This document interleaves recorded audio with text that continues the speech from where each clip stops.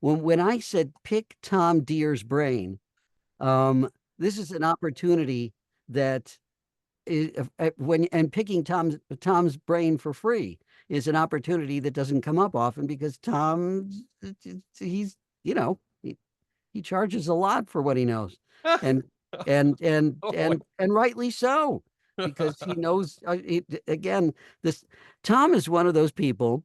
I'm going to. I don't want you to blush here, Tom, but Too Tom is late. one of those people. The reason I invited Tom to I wanted to everybody. I wanted to introduce Tom to everybody who didn't know him was because he's one of those people who knows more in his pinky than most people know in their whole body.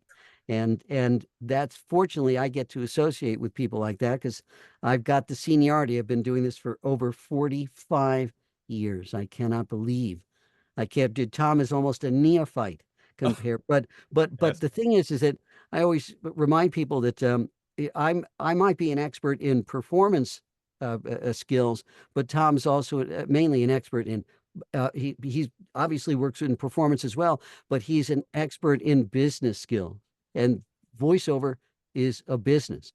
Tom and I were just talking. I was just saying that voiceover is the anonymous side of show business, but it's still show business. It's Mhm. still a business, and the whole point that everybody wants to learn how to be a voice actor. Ultimately, what's the end result? You want to monetize your skills, monetize your talent. That's what every artist does, no matter what the platform, whether they're singers or dancers or acrobats or writers or artists on any kind of art, any kind of art. We are monetizing our skills, and every business is different. Actors, when actors show up for an audition, they just show up. They just have their clothes on their back. Here I am. I'm ready to work. Same thing with on-camera actors. They show up to location. Here I am. Voice actors are like turtles. We're the only ones who basically carry everything on our backs. We create our rooms. We have our micro, all of our equipment, and that's all hooked up. And we're constantly online. Just remember, we're constantly working online. Actors on stage, they're working with people in 3 dimensions. Same thing with actors on camera. We are living in a different dimension of performance. And so, therefore, almost everything that we do is different than almost every other actor on the planet. And that's why Tom, when you just Google Tom's name, a couple of things come up. First, Tom as an actor. That's the cool thing is that Tom is a voice actor, voice talent who's got, I think he's got at least a dozen, maybe a baker's dozen of demos on his website Yeah. in all different categories. Basically, again, he's a polymath. So when you are an actor, you do all different types of plays. Well, you're a voice actor, you're going to be doing all different types of voice work. And if you go just to check out Tom's voiceover page, you'll just see the depth and breadth of his background as an actor, and you'll start seeing all the different categories that are available out there in this voiceover. Well, again, the voiceover world, uh, uh, and it's just pretty amazing. And but it's a great template to follow and to aspire to, and to not everybody's going to be good at different areas. Some people are better at areas than others, and other people say, yeah, no way, I'm going to do audiobooks because it's just too much time. Then that's just, but the thing is that's just one area of voice work amongst many. So you should check out Tom's voiceover page. But Tom he's kind of he's schizophrenic. He's got two personalities. He's like a Jekyll Hyde. He's a nice guy voice actor, but then he's a VO strategist. It's Dr. Hyde. Hyde is, but I'm only kidding. Tom wears two hats. He's an actor, but he's a business expert. I always joke that I'm an expert in performance, but in terms of business, I always say I know just enough to be dangerous. And Tom is not that at all. He's not dangerous at all. Tom is one of the few people out there, voice actors, who's also an expert in VO, the business of voiceover. Tom is one of those people who will literally help you through that, what they call the voiceover maze, voiceover business maze that you have to get to, because he's a VO business coach. He's a marketing consultant. He's an expert in that area. And truthfully, all of the classes that you take and the coaching that you do throughout your entire career is only for one purpose: to make yourself more competitive in the marketplace, more competitive. And that also means understanding how to navigate the business, not just be a better actor. That you're going to do, definitely. And that's why Tom is involved in the business of VO. And that's the other thing. So if you go on his website, the VO Strategist, vostrategist.com, you will see all these different videos that Tom has developed that covers a range of different things that you will have to be involved in if you are serious about this in the VO business.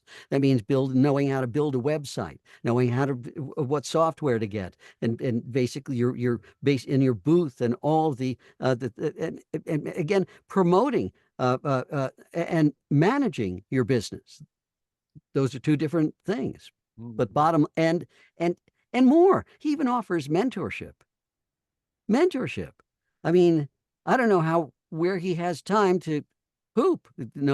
Given all There's always the time to poop. people who are knocking on his door, but you have to make time. That said.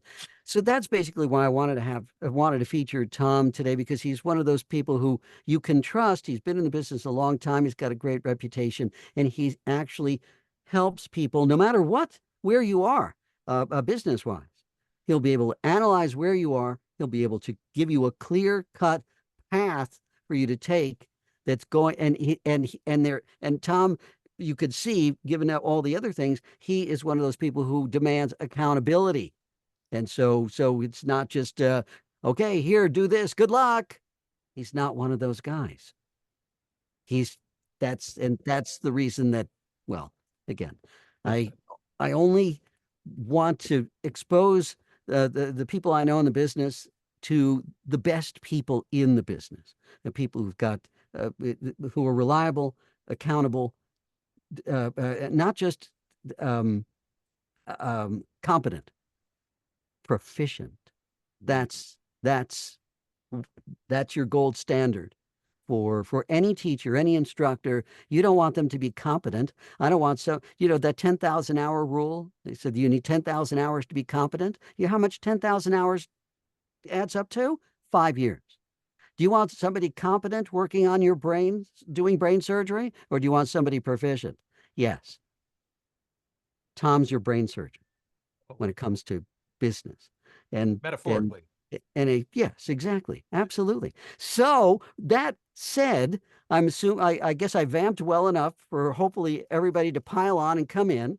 Yep. And Questions are Tom and I piling up. we were debating how we were going to do this, taking questions and stuff like that. And I think probably the chat room is the best thing to do. So Yeah. put your questions in the chat box.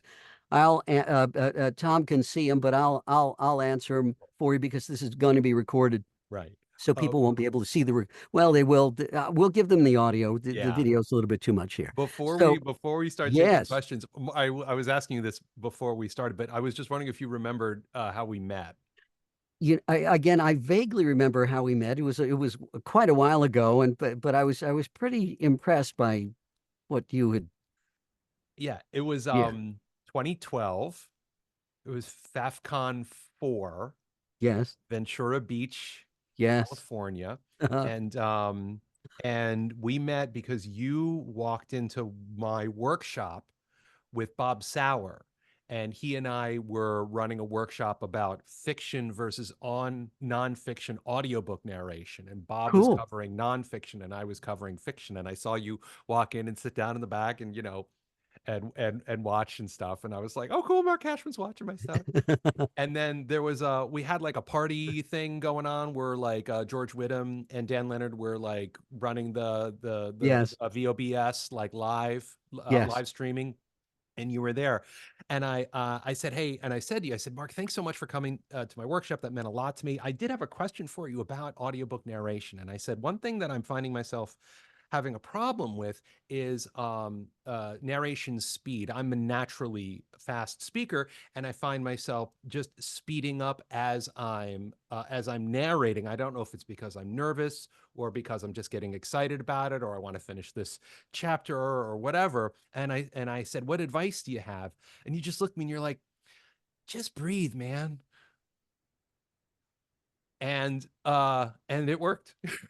it, it, It worked. So, and I've it, done like 70 something audiobooks since then. oh my So, God, that's amazing. That's hopefully at a slower amazing. pace. So yeah. That's oh, again, I do remember meeting you there. I wasn't exactly sure what but thank you for the details. Yeah, just breathe. And you can, and that advice, I use have the same answer for somebody who asks me, how do you mitigate mouth noise? Mm, And it's the same answer. Just breathe. I guarantee everyone, if you breathe through your phrases, if you keep the air moving, you'll knock down your mouth noise by 90%. You've got to keep the air moving. It's when you stop breathing that you make these noises. Swear to God. That's it. cool. That's it. Breathe, breathe, breathe. Uh, I didn't believe it until I actually saw it happening, so the editors at Random House, now it's Penguin Random House, but um, when you after eh, they don't do punch and roll. They'll do take, retake, retake, retake until you get it. Hmm. So basically, the editors in post, after everything's recorded, it goes to a specialized editor, who then has all the director's marks, because you work with the director as well at Random House, and they heard all my outtakes, but they said in terms of mouth noise, it was great because I kept breathing. That was it. They said, "Oh, good. I don't have to do too much editing for this guy." And I'm Cool. thinking, what? More my outtakes, yeah, but mouth noise very little, only because keep the air moving. Hmm. Keep the air moving. The other thing, um, too, is one tiny little thing about audiobook narration. Whoever is doing it, and you probably heard this a million times about wearing headphones or not wearing headphones. When you're wearing headphones while you're reading, while you're performing, it's like putting your voice under a microscope. It's like getting a manicure. You get a manicure, you go, wow, look at those. My nails look great. Put them under a microscope, you go, oh my God, what the heck is that? So you just magnify everything when you wear headphones. So you hear something, you hear these tiny little artifacts. That's normal. That's normal. So with just a noise gate, simple noise gate settings, or just some of the plugins and stuff like that, you can mitigate mouth noise really, really easily. Keep the air moving, and then you're good. Cool. That said, All right. thank you. FAFCON 2012. Yeah. God, Yeah. It was a long my time ago. God, there was a long, geez Louise. But look, we're upright. We're still upright, Yes. ambulatory, and coherent. Yes, Yes. we Mostly. are. Yes. Excellent, excellent, excellent. Okay, Cool. great. All right. Let's So get to some questions. Lots of with great that in ones. mind, so we got already. We got some great questions here. Let me just start from the very beginning, Sure. and uh, oh, I'm just loving, just recognizing all these names. Jamie Kersey, lovely young woman who I've met years ago, still around, still doing great. She's right here. Thank you, thank you, thank you for joining us. Um, I don't see a question, but post one if you got one. Let's see, let's see. Okay, Take it from and the top, I Tom's guess. given you all the different uh, links to go to Hmm. his voiceover page, his VO strategist page. Hmm. Matt Nelson says, would you recommend looking for agents after you have your demos and website up and running, or wait until you become bookable? Great question. And Oh, great question. good seeing you, And buddy. thank you, Matt, thank you, thank you, Matt and I had a session Matt, not too for long ago. joining in. And Tom is gonna be, obviously. I want Tom to answer and give us his expert advice. And I'm going to just throw my 2 cents in. worth every penny. Sure. Okay. This is I'm glad the agent question is starting our conversation Yeah. because um people coming into the voiceover industry have assumptions without having a true understanding of how the voiceover works industry works, why the voiceover industry works, who you are as a voice actor, what the voiceover industry actually is, and what your potential relationship with it could be. From the outside looking in, everybody thinks, I need an agent. Why? Well, I think subconsciously it's because everybody wants to relieve themselves of the responsibility of having to actually do anything with their career. They just think they have talent and they just show up, and then agents just discover you and go, sign that kid up. And then, you know what I mean? So, so that aside, Matt asks a very, very important question. So no, I do not recommend looking for agents after you have your demo and website running, because agents make money because you make money. If you have never made money before, you cannot demonstrate the ability to make money. Therefore, how can you make them any money? So that's one thing right out of the gate. Here's the other thing, is that talent is grossly overrated in the voiceover industry. Grossly overrated. Meaning? Meaning, if you want to be, and this is my word, effective in the voiceover industry, not talented, talent is whatever, effective, you have to develop a critical skill before you can consistently book work and demonstrate to representation that you could make the money. And it's a grown-up poopy term. Sorry, everybody, but if you don't learn the skill, you got no shot. It's project management.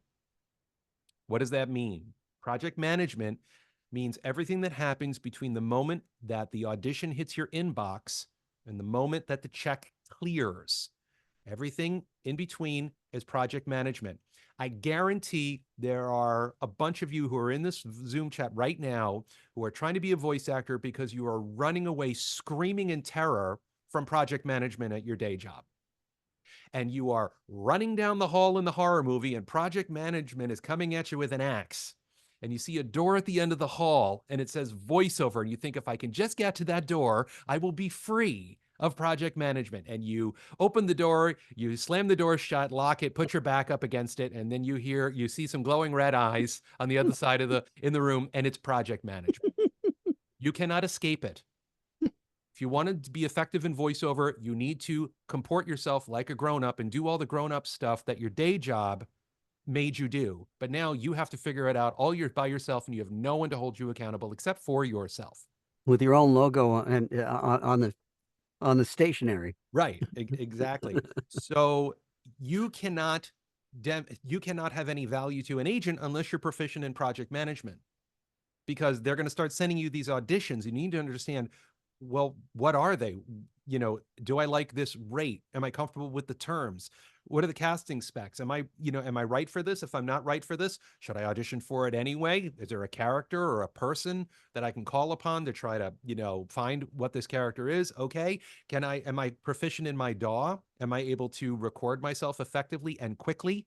Because your goal is 5 minutes per audition, everybody. That's the goal, 5 minutes, because you've got laundry to do and you got another pile of auditions waiting for you. 5 minutes. And are you able to record, edit, save, deliver the audio file properly? If you do get the gig, is it Source Connect? Is it clean feed? Do you know how to use your phone patch? Do you know how to take direction? So these are all the things that you need to be able to do. And also, do you know how to invoice people? I mean, your agents invoice for you, but you need to have all of these things lined up before you can demonstrate effectiveness as a voice actor to representation.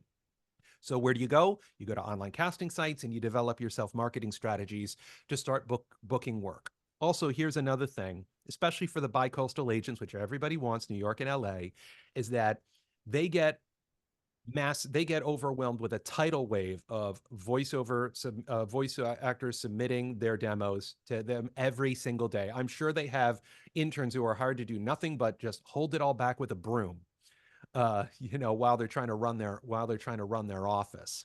So if you are going to submit to an agent, demonstrate value, demonstrate that their time has value.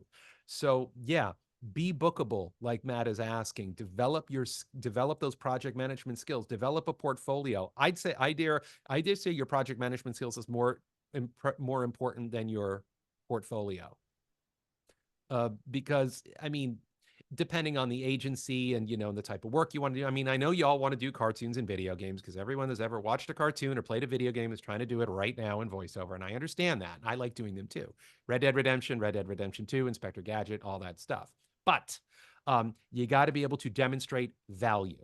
So I think I beat And that. demonstrating value many times means that before you approach an agent, you show them that you have been working in the field, that you have actually done some things, and you have some things to show for it. Independent projects that you've been working on ahead of time. Again, showing them that you've already been working, that you are a working voice actor. And of course, what Tom just talked about, project management, implies all of those things. Yes, I've done jobs for this, and this. And because I did, I had to do all those things that Tom just talked about, all of those steps, not just, I got a demo, I'm ready to go. I've got it. As he said, you've got to have a working studio. And when a working studio implies a lot. A lot goes into those two words, working studio, a working home studio. For the first time now, I think in now, over 30 years now, Penguin Random House is closing their studios. They're closing their studios in Woodland Hills. They had them open literally for past 30 years. Why? Because the home studio has become so ubiquitous. And the pandemic was, if the pandemic really was the final nail in the coffin for a lot of commercial studios. At least a quarter of all commercial studios went under during the pandemic, and the others are struggling to survive because home studios are so ubiquitous. So your home studio expertise is basically, now that you've gotten your demo, Matt, your next thing is to make sure that your home studio is killer, working on all cylinders, not a 4 but 8, and and and um and that you've got, as Tom said, something to show an agent, make an agent say, oh, this person's obviously already working, instead of a newbie. By the way, just a question for everybody. Do you have a sample of raw audio on your website that agents and other voice seekers can listen to? If you don't, get it up there. Well, that's the whole point of the website. Your Yeah. website is your online home. Your online home is not empty. Your home isn't empty. It's got furniture in it. Okay. It's got shit in it. That's what you're putting up on your website. You're furnishing your home, your online home. How do you furnish it? With all sorts of beautiful furnishings. Your commercial demo, your narration demo, maybe a promo demo, even IVR, for gosh sakes. How hard is that? I'm serious. I mean, I'm seriously serious. One of my students does nothing but IVR. He's an IVR expert.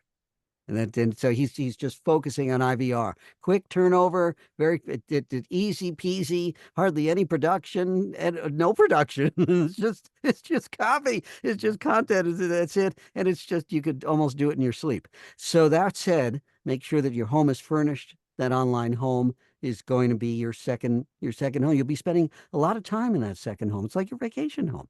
Yeah. Your virtual vacation home. All right, let's see who our next one is from. Slade Hovick, one of my students, and also a great Slade's a great improv teacher.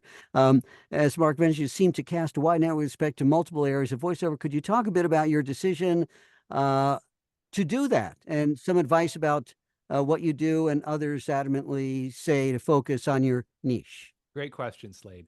Great. Okay. I do not cast a wide set. This is what the voiceover industry told me to do. If there's one thing I've learned, is that the voiceover industry does not care what you want to do in voiceover. It does not care. Can I quote you on that? Please. That's a great quote. Please put that in a plaque somewhere. The voiceover industry only cares what you can book. So I decided to be a voice actor in 1994. I got my demo in 1995. It's a cassette tape. It's over. I still have it in the drawer if anybody wants to see it. And I thought I needed to sound like James Earl Jones and do commercials. Clearly, I do not sound like James Earl Jones. I never have, and I never will. And so I was struggling. And then I started doing cost benefit analysis of my voiceover business because I wanted to understand what kind of work I was getting, where it was coming from, how I was getting it, why I was getting it. And Yes. it turns out the overwhelming majority of the work I was getting was e-learning. So I made a little deal with James Earl Jones in my head. And I basically said, you do the commercials, I'll do the e-learning because I can't do what you do and you can't do what I do. Same relationships you have with the flies. They don't, Right. you don't walk on the ceiling. Right.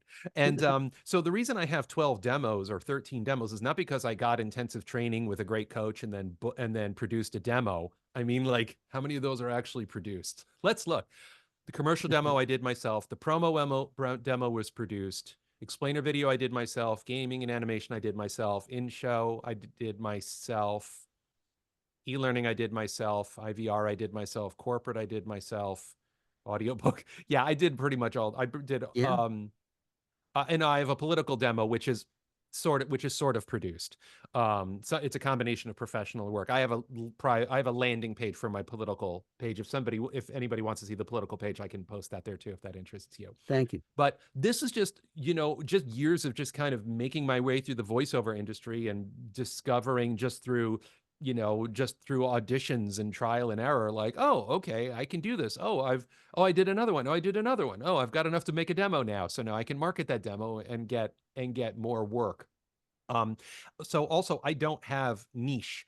I was looking at, I have a spreadsheet, a cash flow tracking spreadsheet, which you can download for free at vostrategist.com. Just type free in the search bar and you can find it. I have a formula, Excel's formula that lets me know in real time exactly what percentage of my revenue is any particular voiceover genre. No voiceover genre is much more than 20%. I think the ones that are in the 20s are like e-learning, explainer, political, and industrial. And then the rest is just the rest is just a mishmash of everything else. And again, I didn't decide on those percentages. The voiceover industry told me what those percentages are. So now I'm going to contradict myself. If you're starting out, get training in one demo, in one genre, create one demo and market the crap out of that demo, focus on that one genre. Because if you get multiple genres training and multiple demos at the same time and try to market them, all you're going to do is demonstrate that you are crappy to mediocre in a bunch of different genres. Do not do that to yourself. Focus on one genre starting out, get good at it, make money doing it, create a profit doing it, and then take the profit from that and go to the next genre and the next genre. And that first genre, again, the industry does not care what you want. Make it the one that you have the best chance of making the most money at right now. Because like I said, a lot of you maybe, it's cartoons or bust, and you may suck at it. But in your auditioning, you keep booking stuff. You can say things like ankylosing spondylitis and, familial hypercholesterolemia off the top of your tongue, without even having to think about it. It's like, oh, when I say ankylosing spondylitis and familial hypercholesterolemia, money comes here. I can pay my bills. I can pay off this 416. Oh, okay. And then you have a decision to make. So go where the revenue is, go where the industry is telling you to. And if your dream is cartoons or video games, great. I love doing them too. But don't bang your head against the wall. Also, here's the other thing. All voiceover is storytelling. All of it. Every single genre. I don't care if it's a 15-second local cable spot for Big Bob's used car lot, or Thank you're you. narrating a 30-hour literary historical fiction Thank book. you. All of them is Thank you. storytelling, right, Mark? It has a beginning, a middle, an end, Always. an arc, and a message. Always, always, always. And To do. storytellers make the story interesting, Yep. and storytellers honor what the writer wrote. Oh, The yes. best compliment you'll ever get as an actor, and an actor, doesn't matter what kind of acting, is when Yeah. when the author comes up to you, playwright, whoever, the novelist, and says, How did you know? How did you know? It's the best, better than your parents, your kids, your colleagues. When Hmm. the author, when the writer comes up to you and says, you just killed what I Yeah. wrote. You nailed it. That's the best. Yeah. You'll float for the rest of the year on just that one compliment. Cool. I want to follow up on that question Sure. because I know Slade. I know how he works. I know Okay. how mine works. Okay. How do you know what your niche is, what your strength is, what you should start out with? I because I'm going to push back a little bit. Sure. Commercials in almost every industry. Usually, the hardest thing in the industry pays the most. A foot surgeon is going to get X amount of money, but a brain surgeon is going to get a lot more. Hmm. In almost every industry, the hardest thing pays the most. But in our industry, the easiest thing pays the most. Commercials, I consider the easiest thing in the world to do. Hmm. Spend 20 seconds talking and walk out with $10,000 in your pocket within just a half an hour's work. Yeah. The easiest thing is commercials, and the hardest thing is audiobooks. But Hmm. since the easiest thing is commercials, that means everybody wants in, and that the competition for commercials is fiercer than any other category because it pays the most. Right. So how do you know Okay. if you're going to be good at commercial copy? And maybe, as you said, well, boy, if you look at the spreadsheet here, e-learning seems like it's a really, really good thing to get into. And Right. It's a chicken and egg thing. It okay, absolutely is. What I always say is you've heard and seen commercials your entire life. You are more familiar with that genre than any other genre.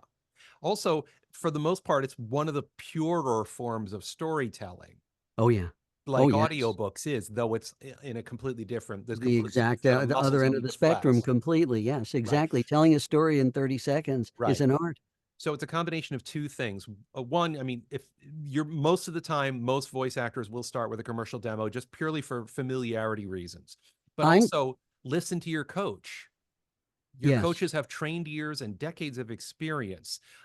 Because some like if you were an RN for 20 years, okay, then maybe the medical narration demo is where you're gonna start. You Yeah. know what I mean? If Makes you sense. Yeah, if you read stories to your visually impaired father growing up, maybe audio description is where you're going to There go. you go. And so on and That's a so on and so great, forth. great, But yeah, great. but Thank you for putting those things together. yeah, but default most of the time it's going to be commercials because you're most familiar with. But trust your coach. Trust your coach. Yes. Good, good. Thank you. Thank you. Thank you. These are great questions and great answers. I just listened to the recording from February where you talked about the benefits of P2P sites. This is Mhm. Holly Petrago. I hope I'm getting your name right, Holly. Is it worth it for union members? I've been union for 25 years doing other types of performance, so I'm not able to, quote, get started in VO by doing non-union work.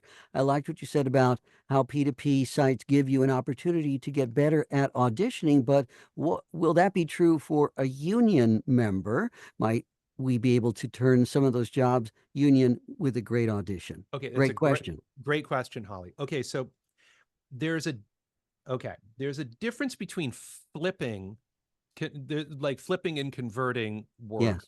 So this is this is one of the things that you can do is that if you are a union voice actor, two things. Number one, voiceover work is not binary, union, non-union. There is non-jurisdictional work. There is work that has not been collectively bargained. Don't ask me exactly what it is. I'm a non-union voice actor, but there are a lot of types of work that union SAG-AFTRA just doesn't cover, and you as a union voice actor are free to do it as much as you want. You're not violating global rule 1. You are not being unethical. So that's one thing. So the onus is on you because SAG-AFTRA has no interest in helping you find that out. I don't know why. You have to ask them. They don't want you to know about that. So you got the That onus is is on you to absolutely true. Yeah, do your I'll research and find out vouch what for kind of that. non-jurisdictional work is out there for you. Yes. Here's the other thing is that there are paymasters. Falcon Paymaster, Tim Friedlander has his paymaster service in LA. Because here's what the successful pay-to-play using union voice actors do, that non just jurisdictional, but also when they're screening the casting notices or when they're proposing a quote, they know what the collectively bargained rate is. The contract rate is for that genre of voiceover, and looking at the, the usage and all that stuff, if usage applies, if it's broadcast or whatever. And then what they do is they only audition for gigs where the rate will cover the union studio rate plus the fringes, as Maria Pendolino would say, covering health and Yes. pension. Pension, welfare, Right. yeah, pension and welfare, payroll taxes, All that. handling fee, even the 10% agent fee on top of the whole thing. Right. But Right. So you can book, and if you can get that rate, you book the gig. Don't tell the client what you're doing with it. You just get the invoice, you send the invoice to your paymaster, garnishes it appropriately, and then you get a yes, check for the difference. right, exactly. So you're booking, you've turned non-union work into union work, because here's the thing, one of the reasons why 80% of voiceover work is non-union is, and if you ask any voice seeker, a lot of them will say because they don't want to deal with the administrative part. They don't want to deal with the bureaucracy and the red tape. It's not necessarily because they want to pay less, because Right. that's not necessarily It's the true. paperwork afterwards, It's a paperwork afterwards. before So and afterwards. Yeah. yeah, so don't tell them. Do it for them, Yes. and you're Absolutely. fine. It's such a simple way to do it. Yeah, You convert it. That's exactly why Tim and company set those things up, because they were in those situations yeah, where exactly. they were getting paid, by through non-union things, and they were able to very simply say, "Just cut me a check for X amount that we both agreed to." Yeah. And people and it goes, okay, great. That was the agreement. Then you take that check, you take it over to Paymaster, and you divvy it up so that it's union, and they allot it to where it even goes into your pension. They again Mm-hmm. part of it goes into your pension, Mm-hmm. which is great. Mm-hmm. So Yeah. so simple. Yeah. So simple. Excellent question. And we came up with a great answer. Thank you. Okay, so let's see here. Oh, next question is from Richard Carricker. My friend Richard is in Tokyo, or I think he's in Tokyo or near Tokyo. He's in Japan. Performance to a competitive level, check. Audacity editing skills to a level to submit a clean product, check. Home studio that can produce a quality product, check. Commercial demo ready to market, in the pipeline. What is the next step? Make a website? Get an agent, or what? Okay. I talked Great to question. excellent question. Thank you, Richard. I talked to my students about pillars and ducks, because last year one of my students said, I want to get all my ducks in a row, but I don't know what the ducks are. And I'm like, okay, well then let's sit down and let's write down all the ducks. But as I was developing this list with them, I was also realizing, well, some ducks are more important than others. So I realized that there are basically four pillars and then maybe about half a dozen or so ducks. And the four pillars are professional training, a professionally produced demo, a website, home recording studio. Those are the four. I'll say that again. I see people furiously typing and writing. Absolutely. Training, demo, website, home studio. Those are the four. Now then there's all the things that are on top of that, because once you have that stuff in place, now you can start to think about things like marketing and other things. But there's other ducks that you need to have in a row, like a dedicated checking account, um, a you need to be proficient in your DAW, which you could fold into the pillar of home recording studio. Sure. You need to have some form of invoicing software. You don't just write it on Word every time. You want to really demonstrate you don't know what you're doing, do that. They'll be like, what is this? Uh, don't do that. Use Wave apps, use Mint, use QuickBooks. There's so many different ways. There's so many different things that you can use. There are other ducks, but like those are the main ones. And also, and I'm gonna say it, is that find an online casting site, find multiple online casting sites, because once you get those 4 pillars set up and you start getting your ducks in a row, your goal is to audition 10 to 15 times a day between the aggregate of the 3 portals of the voiceover industry. For those of you who haven't worked with me, I say there are 3 portals that give you access to casting opportunities, and they are the aforementioned representation, online casting sites, pay-to-play sites, and self-marketing strategies. So between those 3 portals, that's where you can start to get your pipeline of 10 to 15 auditions a day. If you are just starting, and with Matt's great question regarding agents, don't worry about an agent anytime soon. Also, self-marketing is really freaking hard, and it takes a really freaking long time to get any chance of getting any traction, of getting any voice seekers into the sales funnel.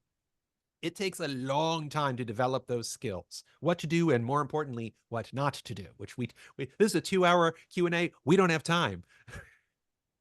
It's So it's a lot. yeah, focusing It's on casting sites is the way to start, because that's one of the prime ways to develop the aforementioned project management skills. excellent. Excellent. Slade's got another question. What sort of warm-ups do you recommend? Do you have different warm-ups for different forms? E-learning has a slightly different feel than video game. Anything?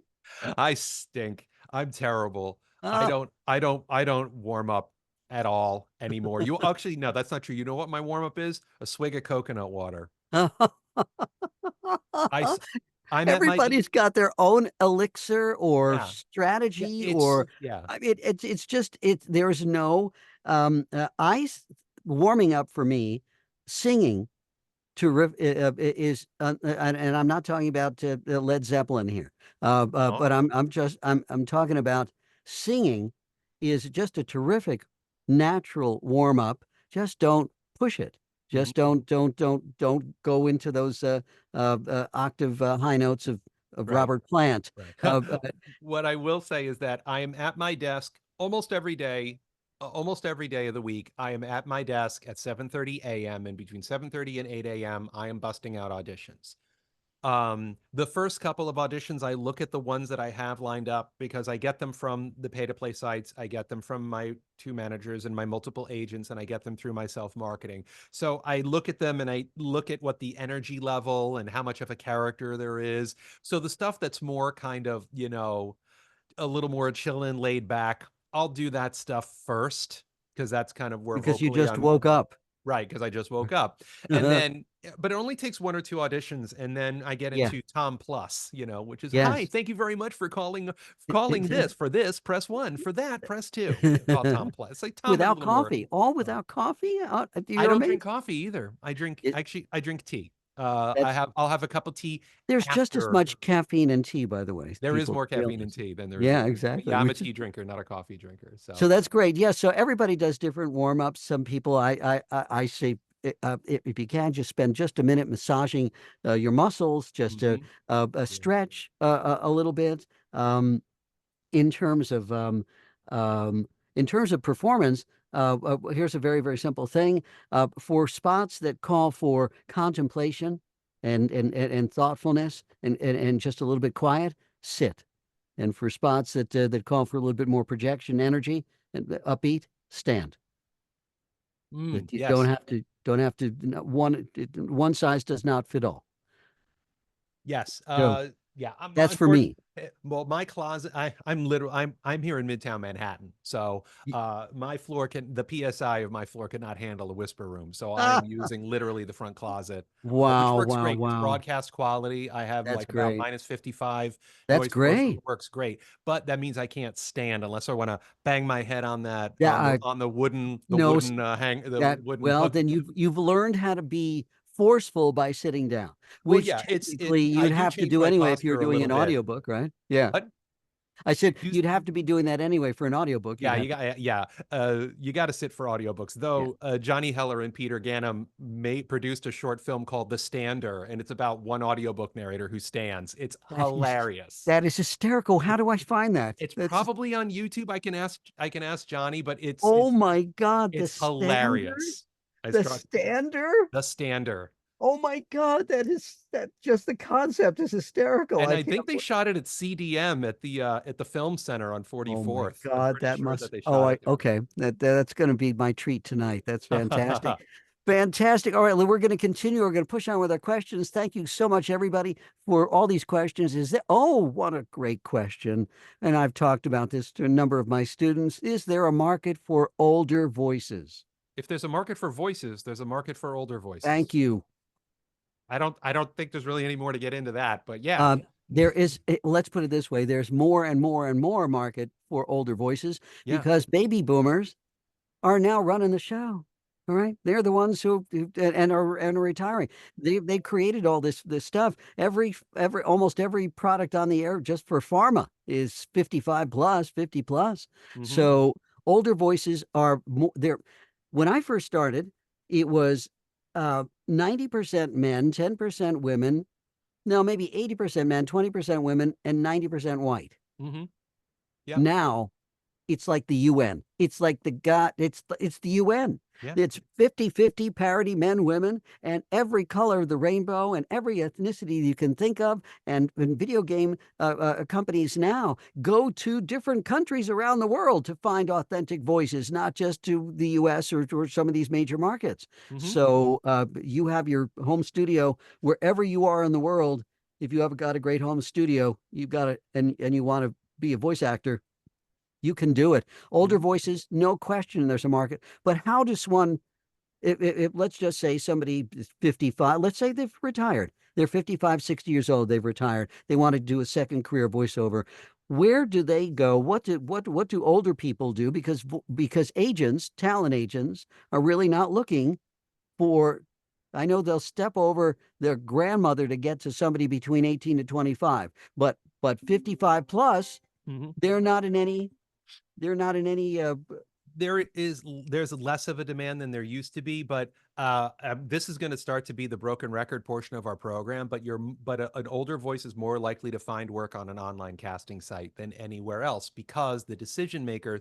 Well, it's an interesting crosscut of decision makers that are on pay to play sites, and if they're booking like local cable spots or local radio spots, the end client, which is the guy that owns the mechanic, the garage, or the lady that runs the law firm, who yeah. are going to be older, Yep. are probably going to be more inclined to choose an older Somebody, a voice of experience. voice of experience, because they usually want it to be a reflection or an extension of them. And that also goes for a lot of e-learning things and explainer Yes. video things, because Yes. again, we're used to hearing older people, professors and Hmm. and teachers and things like that give this information out. So Yeah. a wet behind the ears 21-year-old talking about anything, expert, people are, Right. how do And they, they're yeah. only 21. How do they And know? I've been hearing anecdotally that Gen Z demographics want to hear grandma and grandpa because they are a trusting voice. Oh So, my God, say that again. anecdotally, I've heard that Gen Z, which is 20s, Yeah.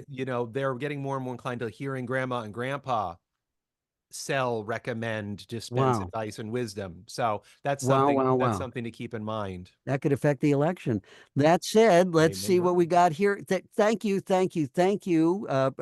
that question. That was Carrie who asked about the older voices. Naomi Mayo asks, "Can you talk about how to find work if you don't have an agent?" And we have been mentioning that about the Yeah. casting sites. Yeah, it's simple. Well, like I said at the very beginning, you may not have been here, Naomi, but like, the vast majority of work is not through representation anymore. When Marc started and when I started, the lion's share, 90%, if There not wasn't a more. voices. There was no pay to plays. There were no pay to plays. There No, were no there was no such thing as an explainer no, video. There was no home recording. It was no.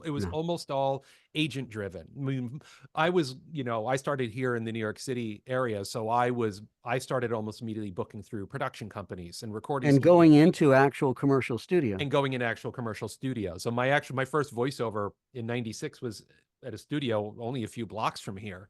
So like I said, broken record, online casting sites. The vast majority of people who are entering the voiceover industry get on as many online casting sites as you can, build as many profiles, spend as much as you can, and strive to audition 10 to 15 times a day.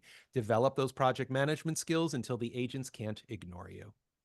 Excellent answer. When looking through your various demos earlier, I noticed the digital voice demo. And I noticed that too when I was Mm-hmm. on your site. Mm-hmm. This can often be quite sensitive topic, so I was curious if you would speak out about your thoughts about this and your decision to pursue this area of VO. Here we go. Here we go. Okay, so this is going to be a long story, so And that buckle was up. from Slade again. Thank you. No, fantastic question, Slade. I'm really glad. I'm glad Thank that you. you asked. So I started pursuing voiceover 94, 95, did my first gig in 1996. I went full time in 2005. March of 2006, I joined Voice 123. Back then, there was one tier, $200. And I made my money back within 6 weeks. I think I did something about a kiosk at a museum in UC Irvine about pottery or whatever it was. And I made my money back in one shot. It was like, great. So I started doing well on pay to play 2006, 7, 8, 9, 10, 11, 12. 2013, I quit Voice 123 for a few reasons. Yeah, I know doesn't sound like it's about AI, but just bear with me. I left uh, Voice 123. Two reasons. One, I was booking so much work through my self-marketing strategies that I found myself deleting auditions because I was just doing so much work. Also, I noticed that the rates were starting to drop. But the main reason is, and this, I succumbed to the peer pressure of my fellow voice actors because they were like, oh, pay to play is not for real voice actors. Those are for predators and bottom feeders. Real voice actors use self-marketing and go through agents. So I left Voice 123, and that was the single dumbest, stupidest, most moronic mistake that I made in my voiceover career. It was so dumb. So 2013, 14, money started going up, up, up, up. And then I was starting having these 20 to 30,000 increases and decreases in my voiceover income year over year, inexplicably. Well, to me, it was inexplicable, but now looking back, I know why. And then in 2019, I kind of downshifted hard. And I'm like, what's going on? Because all my self-marketing strategies stopped working. My cold emails, cold calls, postcards, blogging, social media, all of it just stopped working. So I talked to my business coach. Yes, the business coach has a business coach. I talked to my Yes. accountability buddy. The I best talked to, actors in the world have coaches. yep. And I decided to jump back on Voice 123. I jumped back on the 888 plan. This was a Black Friday sale. I remember that. It was like 2020 or 2021. And I know, and two things happened immediately. One, I immediately made my money back. And two, if you're on Voice 123 and you look at the casting notice and you click on it says client number 625817 or whatever it is, often if you click on that, you can see the email address of the person who created the casting notice.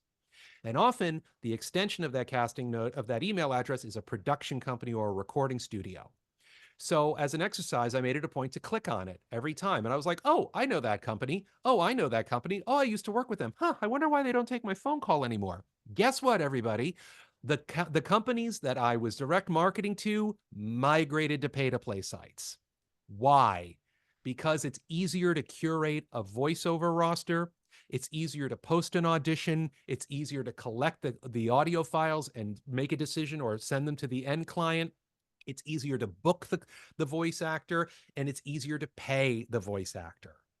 So after a little bit, I went from the 888, which is the third highest tier on Voice 123, to the $2,200 tier. So 2023 was my first full year of the $2,200 tier. I made $19,000 on Voice 123. So I'd say that was a pretty good return on my investment. Excellent return. Why do I say all this? Because When AI started coming around and us in the voiceover industry started finally figuring out what's going on about 5 years too late, as Tim Friedlander says, I Mm. said to myself, I will be damned if I get left behind again because of ignorance. I will not let that happen to me again. So as a result of that, I watched a bunch of videos. I read a bunch of websites. I listened to our friend, our VO boss friend, Ann Ganguza, get interviewed by audiobook narrator Andy Arndt in her narrator.life website, narrator.life. And Anne was in the middle of interviewing, doing 30 podcast episodes in a row about AI and voiceover. So I took a ton of notes. I did a bunch of research. I talked to my accountability buddy. I talked to my business coach, and I started I started interviewing AI production companies. And I built a list of questions, which, of course, now that I'm thinking about it, almost pretty closely line up to NAVA's 13 questions, the National Association of Voice Actors. It's pretty much lines up with the questions that they published about a year later. And so I asked them a bunch of questions. They answered all of them. They sent me their contracts. I paid Rob Siglan-Paglia to look at all the contracts, to review them, and he clumped them into 3 categories. Category 1 was, this company is great, the pay is good, they are ethical, this contract protects your intellectual property, go for it. Group 2 was, you need to ask them to adjust this and that part of it. If you do that, they're good. And group 3 was run, run, run, don't ever look back. So I took all of his information, I looked everything over, and I made a selection. And I went with Murph, MURF.ai. They cloned my voice. It's been well over 2 years. And I make money. I make money off of it. I get money every month. I mean, it's paid quarterly, but I have a dashboard and my cloned voice is making money. It's doing, like, little e-learning and corporate things, little things here and there. But if there's one thing I've learned a couple of things after all of this stuff. It's a sensitive topic because most voice actors are too busy. Can you have your head in the clouds and your head up your ass at the same time? Yes. Well, that's a lot of voice actors when it comes to AI, because they are willfully ignorant. They refuse to collect information, but they're screaming that the sky is falling and that they're going to lose their livelihood. And case in point, earlier this year, I was at a networking event. I talked to an audiobook narrator. They were getting very frustrated at the toxicity of the audiobook industry, and the narrators starting to eat their own because of the hysterical fear of AI, and they wish they could get some facts. I said, tell you what, I'm going to make a workshop, and it's going to be all about AI, where you can collect objective data about what's going on so you can make decisions about if you want to participate in AI and how to protect yourself from bad actors in AI. And they said, great idea. I put the whole thing together, made a coupon code so they would get in for free, gave them a coupon code so their friends could get in at a discount. They said, great. The next day they said, I can't do it. I mentioned it to a friend and they said, if anyone found out that I attended this workshop, I'd be blackballed. Why? Why? I Up don't. in the clouds, up the ass. Why? I Because doesn't people make any are sense. willfully ignorant. Well, that I know. It's That's state of shocking. things today in Right. general. So, But in our business, if it's your business, you need to make it yeah. to your Yeah. business to know your business, Right. and AI is part of our business. Yes. It's It has been for years. We just and didn't know. I've lately I've just been saying over and over again, we need to figure out how to make AI work for us, like all the other robots that we have created. Mm-hmm. They all work for us. Right. They are they're still machines Right. at the end of the day. Yeah. The other And thing I'll say yes. is that there is a certain percentage of people in every sector of every business of every industry that are scumbags. Every industry, from the hot dog vendor Oh yeah. to the owner of the sports team Oh to yeah. this, there's a certain percentage of people in every sector that are jerk-faced poopy heads who are Yep. unethical and will try to charge as much as they can and take as much as they can away from you. Yes. AI is no different. That's right. So there are good actors involved in AI. There are bad actors involved in AI. There are a lot of voice actors who have decided because they're the moral arbiter of all things voiceover, that AI equals evil. And that is patently, demonstrably false. Yeah. It may not be right for you. It may not be right for you in a certain genre or in a certain business model or with a certain company, but do your research, do your due diligence. One of my how-to videos talks about the whole AI thing. I go into much more detail. I noticed, which is great. And plus, it ain't going away. It's here to Yep. stay. Yep. Again, the reason that we're still here as humans is we've learned to adapt over hundreds of thousands of years.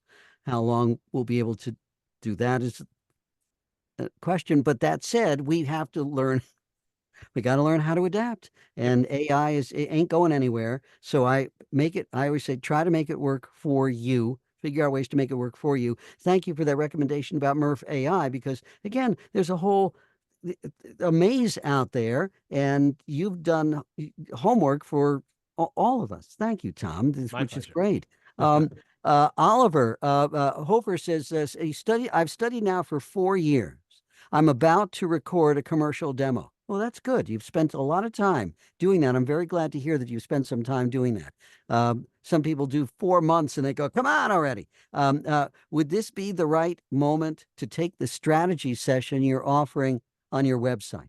A great question, Oliver. Great question. Usually, as a practice, I want you to have your pillars in place or about to be erected before I'll work with you, because otherwise it's just all academic. Because we can have these conversations, but you're not gonna be able to act upon it. You know, because I could talk to you about marketing your demo, but if you don't have a demo to market, why are we having this conversation? You know what I mean? I'm not saying you have to wait until you have the demo physically in your hand, but like, if you are in the process of getting your training, getting your demo, building your website, and putting together your home recording studio, if the wheels are in motion for all Right. You four of those can things, then walk yeah, and chew gum at the same time. You can do more than yes, one thing at the same time. And yes, then yeah, that's good. But then yes, those four pillars, again, everybody, please listen, just the basic, those four pillars have got to be in place before you can even begin to have any kind of marketing sense, because you have to have something to market. yes, And so yeah, so you've got to have a working home studio that's been vetted. Not, okay, I strung everything together, let's go. No, you got to get some vetting done. You got to do some just some basic beta testing, just to make sure that you're up and running and good to go. And it's not just the studio itself, what Tom referred to other also about your DAW, your digital audio workstation, setting that up, understanding how to record, how to edit, and how to record and edit quickly. And I mean quickly. You know, if you're doing multiple auditions, dozen or more auditions a day, you better be you should be able to do it blindfolded. yep, Of course, you still have to see the waveform. That would help. yes. When market arose, thank you for that last question. When Rose Hamilton says, when marketing an e-learning demo, do you find that ones with accompanying animation does better than audio by itself? She means probably visuals. Yes. Okay. But e-learning, yeah, e-learning, whether animation, Right. maybe animation specifically, I but it can be both, right? accompanying animation with Yeah, visuals to go with the e-learning demo itself. yeah. Okay. I mean, I did my first e-learning module in 1997. I have never heard of an e-learning client. Well, e-learning clients, my e-learning clients don't talk to me about other voice actors, so I can't really speak intelligently about how they're reacting to an audio versus a visual demo. So submitting just the demo itself is probably just fine. Never attach it as an MP3, because that vastly increases the chance of it winding up in their spam folder. Always make it a link to your website, and make sure, and if you don't walk away with anything else tonight, is you have to make sure that your website has downloadable demos. That's why your website exists, to have Right. downloadable demos, because they're not gonna remember you. No offense, you're all wonderful, special, talented snowflakes, but they get bombarded with emails every day. So if you are able to move them into the sales funnel and they actually get to your website, they got to walk away with the downloadable demo. That If you you were have to, to. if you were to, but if you were to submit a demo that was visual, audio visual as opposed to just audio, would that be better? As long as it's downloadable, but I don't think they're going to want an MP4 of your Got it. e-learning demo. They're going to want an MP3 of your demo. So Got that it. would probably, as now that we're talking through it, Mark, that would probably make things more complicated because your Got it. job, everybody, is to get them to yes as quickly as possible. Hmm. And the yes is sales funnel wise, walk away with the downloadable demo.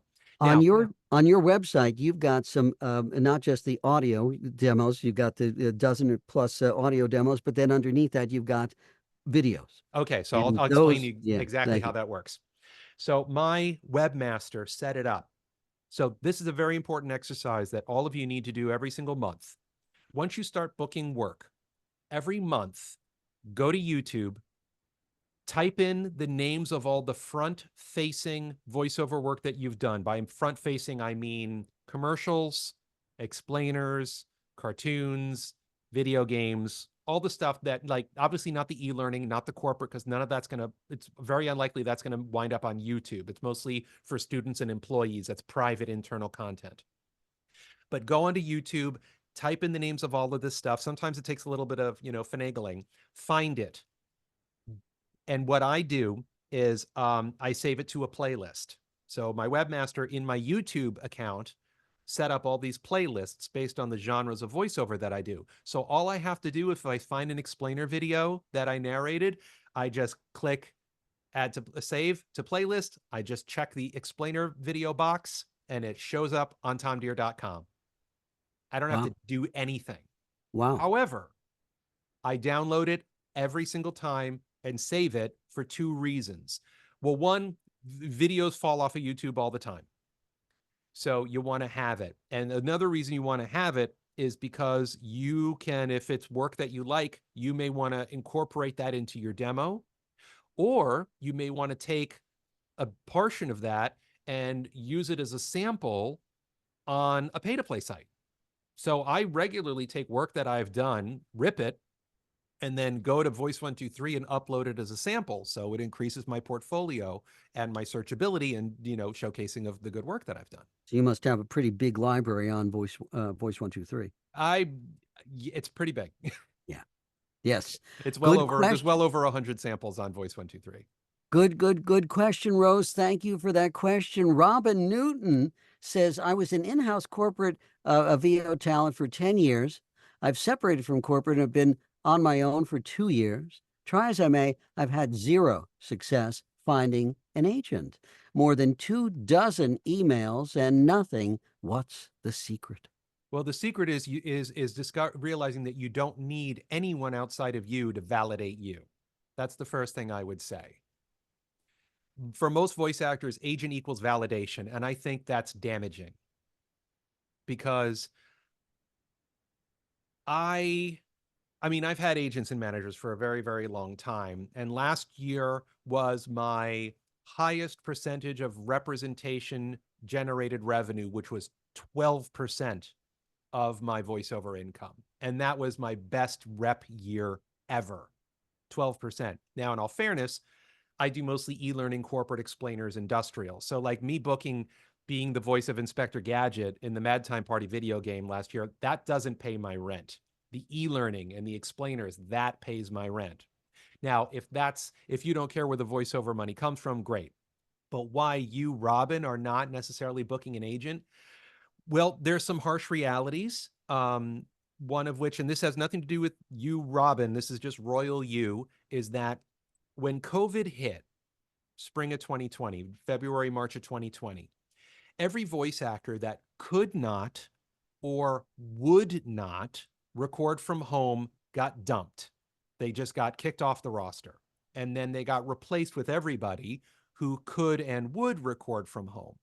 So there was a huge agency roster turnover in 2020. And then once that happened, the rosters tightened up because they were like, okay, we're locked in. We've got all these great voice actors. All auditions are happening from home. I live in Midtown Manhattan. I am in VoiceOver Central, 1A and 1B, 1B, 1A, LA, New York. I have not been on an in-person audition since February of 2020. and I'll probably never be, and I've been doing this forever.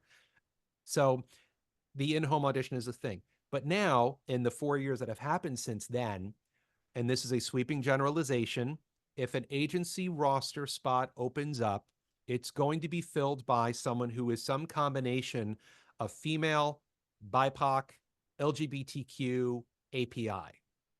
Because, and Mark alluded to this, there has been a grossly overdue market correction, which is creating authentic, inclusive, diverse casting. Us honkies have had it good for 90 years. And now the industry, the people who are listening to our content, want us to look and sound like them. And we should. There should be more parity, which means there's less work for for white folks like me. There's just less work, which means the onus is on me to be a better storyteller. In This is, terms of broadcast, let's make the distinction between there is a broadcast distinction and with broadcast. Yes. non-broadcast. Yeah. Yeah. Now, audiobooks has also become much more diverse. Yes, Explainers, e-learning has become more diverse. Corporate has become more diverse, but not as much as commercials and audiobooks and video games and cartoons. So it does vary from genre to genre. But you know what, Robin? If agents don't want you, screw them. Go do your own thing. Be absolutely, you. Go where the industry wants you. You know, absolutely. and Um, if you're killing it on e-learning, then just enjoy the hell out of it. I've got a question. I'm going to throw in my question here. Sure, S- Sorry, I know please. I've got a little bit of carte blanche to do this. LinkedIn Mm, for me has always been. I discovered LinkedIn like 20 years ago, mm-hmm, and I have been building up a a database just through my contacts through LinkedIn. mm-hmm, LinkedIn is a business, supposedly a business, people business, but I know there's a lot of political stuff on there. But mm-hmm, supposedly LinkedIn has a billion with a B people piled on there, mm-hmm, and there are thousands upon thousands of independent producers out there who are looking for voice talent. mm-hmm, And Tracy Lindley mm-hmm. uh, uh, talks about teaches about how to tap LinkedIn for free. You don't even have to join, and she has made a huge career just on making contacts through LinkedIn Mm-hmm. and sending them. So, and she said, I don't need an agent. I'm busy all the time Yeah, working just through one website, which is just astounding to me. yeah, So, yes, and even if you do get an agent, that doesn't mean, oh, I'm just going to sit back now and just let those auditions roll in. right. No, Everybody remember this. Agents don't give you a career. Agents no, don't make you successful. no. Agents enhance your That's career. exactly They right. make your existing career better. Because Yes, guess what? You're not going to get discovered. That is the stuff of bad musicals and after school yes. specials. That is nonsense. Okay? That is nonsense. So focusing on LinkedIn, developing relationships one at a time, focusing on pay to play sites and developing relationships one audition at a time. That is, in my opinion, a far more sound long-term investment in your voiceover career than, than trying to book an agent. Well, and I think this is a follow-up question to well, similar to what we were talking about. Jim Sure. Alvino says, if we have to use a P2P to build up work to attract an agent, how do you avoid the inevitable scams? They seem like they're everywhere. Scams are everywhere. I've been ripped off by agents. So Yeah. agents are not paragons of purity and virtue. It took me 10 months to get paid by an agent because they were busy paying their medical bills with our voiceover money. So let me Now, ask you this. Why did you pick Voice123 over Voices.com, which is the other big pay to play? that's a fantastic question. Okay. I voices.com has been vilified for such a long time. I started giving them the stink eye around 2012 because I They've been started called the Death Star of the industry. yeah. Yeah. So I was very wary. I didn't want anything to do with voices.com for a very long time. Voice 123, back when Alex Torrenega, who was the founder, there was no through their behavior beyond their existence, there was no, stain on Voice 123. So I felt comfortable being on there and not being on voices.com. I did, however, join voices.com September of last year, and I did it for two reasons. One, they signed the Fair Voices Pledge and they changed their terms of service. Great. So I was like, okay, you know, I can check this out.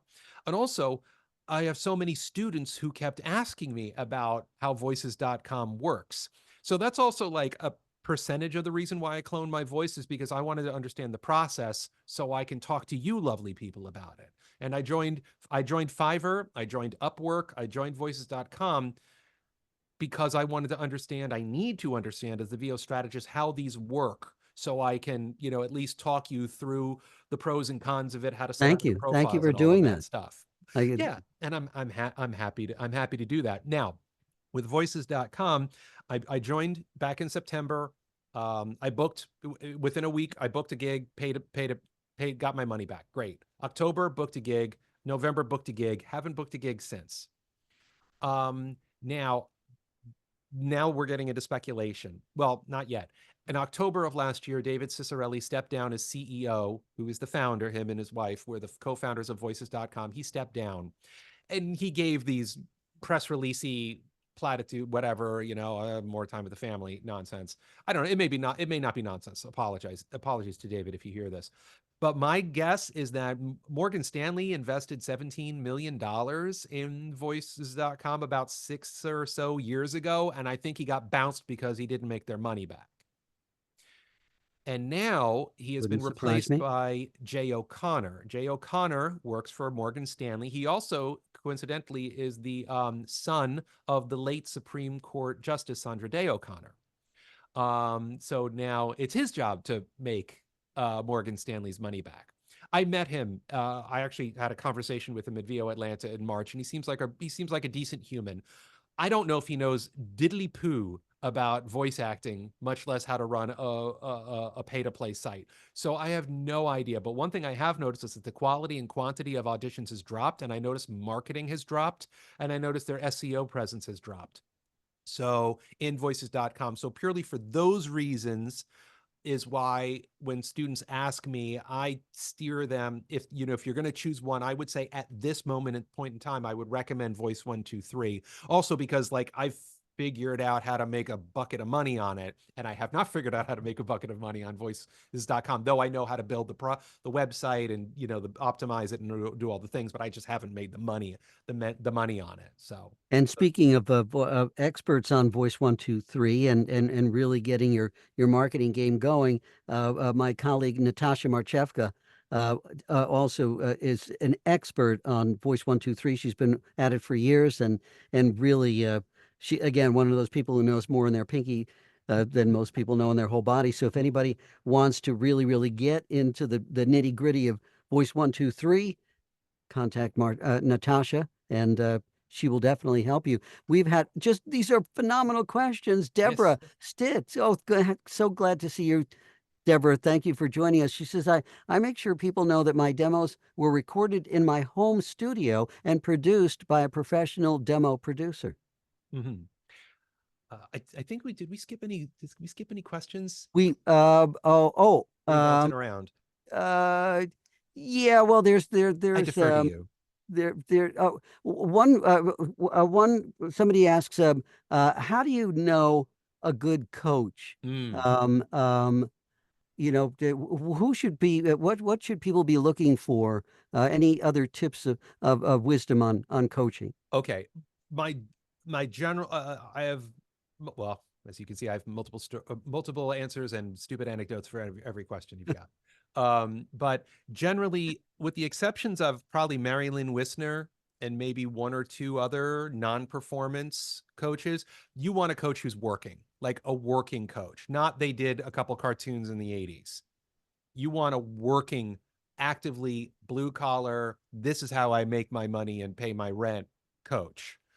Um, because as Marc can attest, the industry changes constantly. And the changes now come faster for technological and socio-political economic reasons. The voiceover industry is changing constantly, and how to book work changes. How to book work well changes. I have a friend of mine who is a competitive archer, and he'll hit bullseye, bullseye, bullseye, and then he'll miss, and then he'll make some adjustments. Bullseye, bullseye, bullseye, and then he'll miss, and then he has to make some adjustments. Bullseye, bullseye, bullseye. So it's a constant adjusting. Even if you're hitting the target, eventually you're going to stop hitting the target for who knows why, and you need to make adjustments. So yet another silly voiceover anecdote, metaphor, simile. No, there was no like or as in that one. No, But it's, anyway, it's okay, but yeah, yeah. it's interesting. So that's one thing. Oh, the other thing is, talk to Marc, talk to me. I have a coach recommendation blog. Go to the Facebook pages, go on Twitter. There are people recommending people all the time.